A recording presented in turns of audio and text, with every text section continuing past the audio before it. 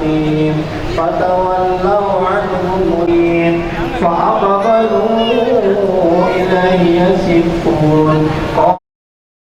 Salah satu tempat wisata di Kota Palembang, Pedestrian Sudirman, telah berusia 2 tahun. Tempat wisata ini berhasil menjadi primadona baru sebagai tempat wisata baik bagi masyarakat Palembang maupun wisatawan. Pada peringatan Hari Ulang Tahun Pedestrian Sudirman kedua, pemerintah Kota Palembang kembali menggelar pentas seni di tempat wisata Pedestrian Sudirman. Di sela perayaan hari jadi kedua tahun Pedestrian Sudirman, Kepala Dinas Pariwisata Palembang Isnaini Madani mengatakan ke depan pedestrian Sudirman dapat diperluas ke air mancur Masjid Agung sehingga pedestrian dengan lorong basah akan dibangun konsep wisata baru.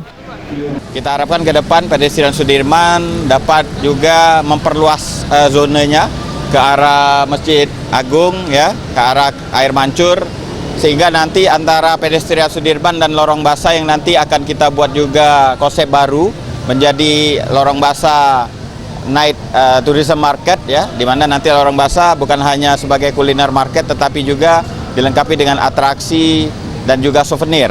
Nah, itu dihubungkan dengan zona barunya pedestrian Sudirman. Kita harapkan juga ke depan dari seluruh kabupaten kota bisa memanfaatkan pedestrian Sudirman ini sebagai wahana tempat mempromosikan daerahnya.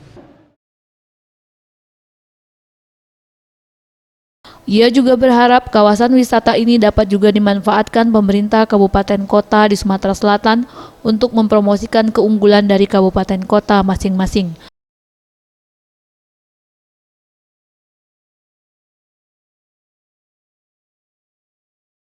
Tim Liputan Sriwijaya TV.